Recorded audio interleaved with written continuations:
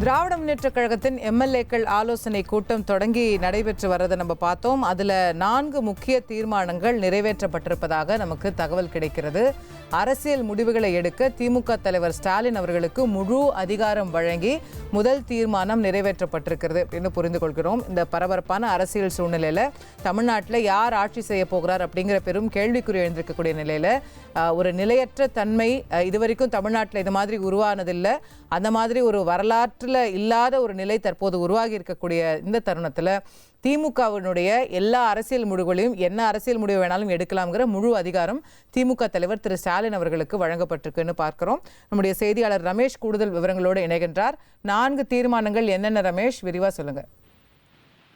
தற்போதைய அரசியல் மற்றும் நிர்வாக நிலைமைகளை ஆராய்ந்து அவசர முடிவுகளை எடுக்கக்கூடிய அனைத்து அதிகாரங்களையும் திமுக தலைவர் மு க ஸ்டாலினுக்கு கொடுத்து திமுக எம்எல்ஏக்கள் கூட்டத்தில் தீர்மானம் நிறைவேற்றப்பட்டிருக்கிறது. புதிதாக தேர்வாயிருக்கக்கூடிய திமுக எம்எல்ஏக்கள் கூட்டம் தான் திமுக தலைவர் மு க ஸ்டாலின் தலைமையில அண்ணா அறிவாலயத்தில் நடைபெற்றது.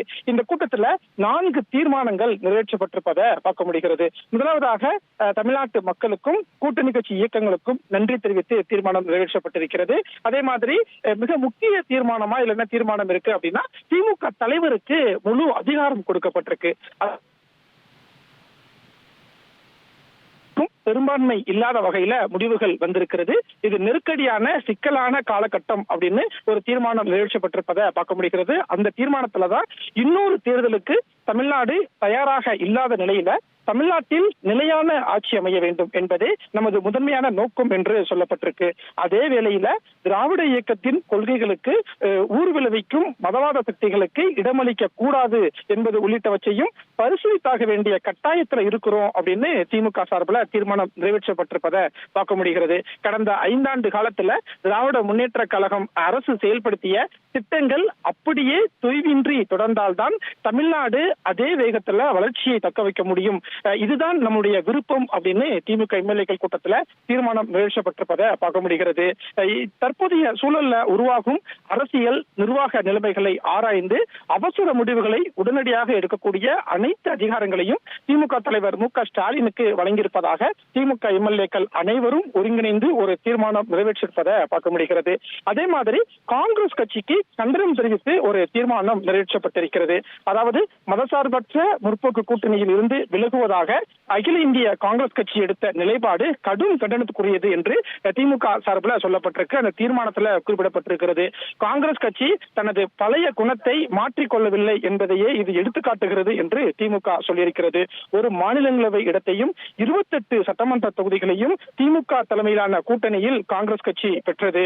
கூட்டணி கட்சி தொண்டர்களின் உழைப்பால் பெற்ற வெற்றியை பணயம் வைத்து மாற்று அணிக்கு 3 நாட்களுக்குள் காங்கிரஸ் கட்சி மாறியிருக்கிறது என்று திமுக கூட்டத்தில் தீர்மானம் நிறைவேற்றப்பட்டிருக்கிறது.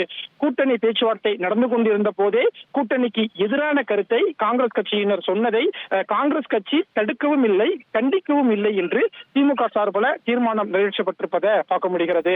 மேலும் புதுச்சேரியில் காங்கிரஸ் கூட்டணியில் திமுக இடம்பெற்றது. திமுகவுக்கு ஒதுக்கீடு செய்யப்பட்ட தொகுதிகளிலும் காங்கிரஸ் கட்சியை சேர்ந்த வேட்பாளர்கள் போட்டியிட்ட கொடுமையும் புதுச்சேரியில நடந்ததுன்னு திமுக சார்பில் சொல்றாங்க.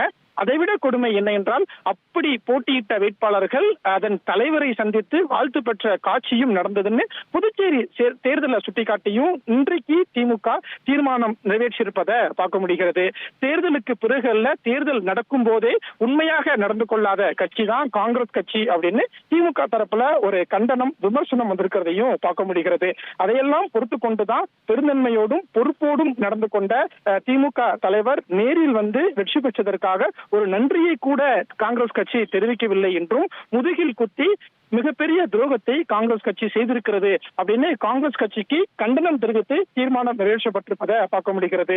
பாஜக பல மாநிலங்கள்ல எதை செய்கிறதோ அதையே காங்கிரஸ் கட்சி தமிழ்நாட்டில் திமுகவுக்கு செய்துள்ளது என்றும், தோழமை கட்சியின் காலை வாரி நட்பு சக்திகளுக்கு துரோகம் செய்த காங்கிரஸ் கட்சியின் திடீர் மாற்றத்தை திமுக கண்டிக்கிறது என்றும் எம்எல்ஏக்கள் கூட்டத்தில் தீர்மானம் நிறைவேற்றப்பட்டிருக்கிறது. இதுல நம்ம பார்க்க வேண்டியது, தற்போதைய அரசியல் சூழல்ல நிர்வாக ரீதியாக எந்த முடிவை வேணாலும் திமுக தலைவர் மு க ஸ்டாலின் எடுக்கலாம் அப்படின்னு திமுக சார்புல போட்டியிட்டு வெற்றி பெற்ற 54 திமுக எம்எல்ஏக்கள் இப்போது திமுக தலைவருக்கு முழு அதிகாரம் கொடுத்திருக்கிறார்கள்.